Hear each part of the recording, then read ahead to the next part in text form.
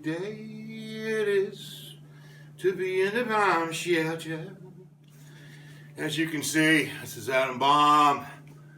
What we're doing today, we're gonna have story time with Joe Means. And the good book says we will tell stories with Joe Means. But we're supposed to be quiet at story time, aren't we? No, we don't do that. YouTube people, Facebook people, monkeys, we're loud, we're proud, we're local, we're drummers. Come on! All the way from the International Cinema, you might have seen walk out of town. This is Joe Means.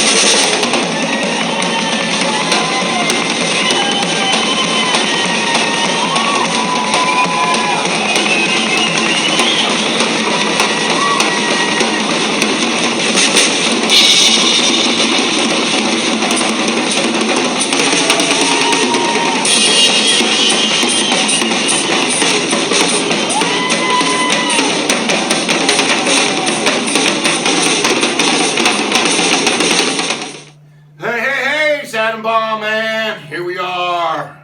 I believe this is episode 5 of AtomBomb, Drum Troubleshooter. Thank you, Facebook people, YouTube people, the monkeys. We have a very special guest today, Joe Means, a good friend of mine, 20-some years. We're going to sit down and talk to Joe about his equipment, his band, and whatever's going on in Joe Means' situation. So let's just get down to it.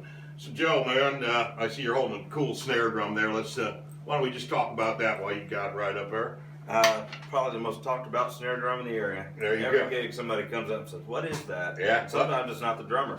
Ryan Payne is the finest builder I know, and I've played them all.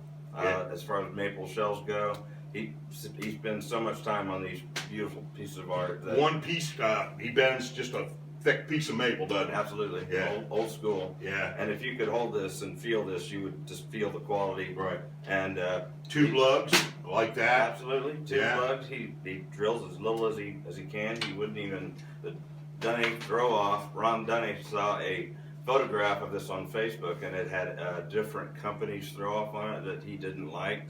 And so he said, "Get that off of there." And he sent me this for and that's got reasonable price. that's got the interesting. Yeah, there you go. That way, and for changing snares, I believe that whole thing just kind of like slides off there or something, doesn't it? Yep. On both ends. Yeah. Yep. And then that's cool. You got the maple. Are they maple hoops or are they hickory? Are they maple hoops too? Maple. Maple hoops. Okay. Tried a few different brands. Right. Go back to the good old squared off Gibraltar. Yeah, I like that. And that's that holds up pretty good on a rim shot. I don't know if a metal guy would, consider it, but I could see a lot of cool music, a lot of cool tones out of that. It's worth the sacrifice. I swap it around one shot on every tuning, and obviously it's disposable. Sure. That's a year's worth of playing. Yeah.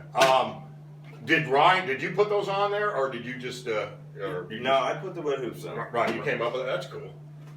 I originally did it in my teaching room. I see about 60 students a week at Guitar Works and at Music Center. That's so cool. And through the course of my day, how many rim shots am I playing? And I was doing it on die-cast tubes, and it's tearing my hands apart. Yeah, eating sticks. And so I switched to these on that particular snare drum. Just loved what it did for a fat maple drum. One by one, they kind of got converted. As a matter of fact, right now, Monday, probably UPS will show up at my house with 2 of the square ones I was digging that I couldn't get for the longest time. You want the square top and bottom? Yeah. That's cool, instead of like I said, it would be like the old die-cast or triple flange kind of dealie, but you want the square. It didn't feel as good. Yeah, I can understand that. Well, that was it, a 5-inch? 5.5. 5.5. All right, yeah. Yeah, for a rim shot guy, if you can catch that rim at the right place, it's there every time. Yeah. This just somehow narrows it down. I like the way the tuning rods are recessed in. That's a very cool drum. That is a piece of art. And there you go. Drums that go under glass. Yeah, everything on my shelf you could pull and take to a gig right now. Right. And you use that, like you said, pretty much in every situation that you get involved in. Yeah. For 5 years, this is it. I got a call from Alan Johnson one day. They had a discussion at Static Shack Studios. Yeah, Alan. They were having their polite discussion behind the glass, and this was so well put by Alan. Joe, that drum is a little too polite for the sound we want. So I went and got a hammered steel and cracked it like Kenny does, and everybody went, yeah. Well, there we go. Back to Alan. Go. What about the rest? Let's talk about the rest of your kit. I believe it's a fives, which it's a newer fives, though, right? It's well, it's not new nowadays. 19, 20 years old, but yeah, they were the last incarnation of fives. Right. I think they they were in Texas at that time. Mm-hmm. I think. Yeah. Beautiful maple shells, right? Maple shells, oddly enough, from Jasper, Indiana. Yes, and lacquer finish. I believe it's an emerald green, if I remember right. 12 rack. Mm-hmm. That's 10 by 12. Yeah, 10, 12, 16, 22, or 18 by 12? It's an 18. 18, 22, and 16, 16? 16, 14. 16, there you go. Yeah. I screwed them all up. The kit's actually much larger. It's an 8, a 10, a 12, a 14, and a 16. Okay. I get away with this stuff, so I keep my hats down. I've gone to the one time and Really got like 4 piece. yeah. That's plenty. If you can't say it on that, yeah. There you go. Ringo did. Yeah. Yes, he did. Oh, I'm that guy. I'm that Ringo did guy. Yeah. Symbols. What are you doing? What are you doing on symbols these days? I'm endorsed by Sabian. Take great care of me. Okay. They'll get them ready for me. They listen to them. I know there's a couple people there I talk to that they actually match them like tuning a guitar. They'll listen. If I want a 16, 17, 18, listen to that 17, find 2 mates that like it, and that's when they get shipped. Wow. That's so cool. I'm nobody. And Yeah. They go through that. Yeah, well, that's the company. Are they still in Canada? Mm-hmm. Yeah. It's just all through the teaching. My first my very first endorsement, and I called them. I've been on their PDP program about 12 years. Yeah. Neil was still answering the phones. Neil Larrabee was still answering the phones when I met them. I thought I was pretty special. I called them and said, "You need to give me drumsticks," and they said, "No, we don't." He stopped me in my tracks. I was telling him who I played with. Asked how many students you have. I said 20. He said, "You have 40? Call us." And I did, and they did. They've been taking care of me ever since. Yeah. And I never would have thought of me as a teacher. I met with Denny Dixon down south, and he said, "When do you want to start?" I was thinking, "Not down the road. I could do this." And I said, "Whenever." He said, "How about tomorrow? You have 4 students." I had no idea what I was doing. It's just kind of feel it out as you go. Right. Started feeling more confident, getting in more serious books, and it's just good for me too. I play click track all day and interact with all these young kids and adults like myself that do it as a hobby. Tell us about Emily. Emily, gosh, I can't even count the months I've been with them. Tom Henson, fiddle player, guitar player, bass player, singer, whatever you need him to do, he does it. Hauls PA, gets the gigs. Really? I was with him back in the late 80s, early 90s. It was Southern Draw. Okay, I remember that band. Draw around here. Lots of success with that band, as they all do. Kind of fizzles out. Yeah, they is. Emily is his, he'd say better half, but I love them both to death. Right. Singer, guitar player, songwriter. Got Guy Coroya and Dwight Keeler. I think I'm saying his name right. Piano, great, everything I could want in a band. And not a jerk in the bunch. That's you guys are keeping busy. That's. What about upcoming shows with Emily? Got something new happening? A real pleasant one this weekend. A 2-nighter, Post 64 on Post Road. It's a American Legion, I do believe. Wow. You have to sign in. Good drinks. Absolutely, cheap drinks. Yeah. You got to be careful. Yeah. But always a fun place to play. It's always packed when we get there, and they stay. And a very appreciative crowd. Great. Fun gig, Friday and Saturday. Right, okay.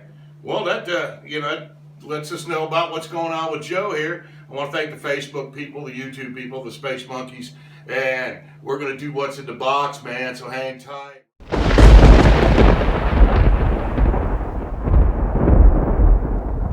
What's in the box? Whoa, what do we got here, man, Joe? Like I told you, what's in the box? And we're just gonna open this thing up here. Oh yeah, look at there, yeah. I'm gonna look at you. I'm gonna bring out something that you're gonna like. You're gonna freak out. All right. Do you remember this? Oh hell! Do you remember that? that was the first version I owned. I traded you that for a Roger snare drum. You're kidding. No, Dynasonic. Do you remember that? You were staying. The drum. I think you were living behind McDonald's in a house. Yeah. Long time ago. Mozart days. Oh yeah, and yeah, I just wanted to see if you remember that. This thing now. Yeah, get it out. Yeah, 'cause there it is. This thing now fits right on your drum. It's got Velcro adhesive, wash battery. It's what it used to look like. Yeah. On the side of your drum. There's a trigger, not to mention a trigger. Yeah. From the first version that actually hung on your stand. Remember that one? Yeah. Oh yeah. Velcro to your stand. This was like cutting edge. Yeah. That is funny. I thought you'd get a kick out of that. What else? We got one other thing in here. You did like really put the stumper on bomb on the question. So we told you get a T-shirt or mug. We didn't tell you what it was going to be, but that's for you to take home, and that's the mug with the AtomBomb. You know. That is awesome. That's just a, you know. Have I broken it or? No, it's all mine to play with. You can. Oh, it's yours. Awesome. It's just a little reminder of the show. Awesome. Thank you, man. That was what's in the box, man. Joe Means, man. We had a good time, Joe. Thank you, man. I really appreciate you coming on the show. Look for his band, Emily, man. They're out there. They're rocking.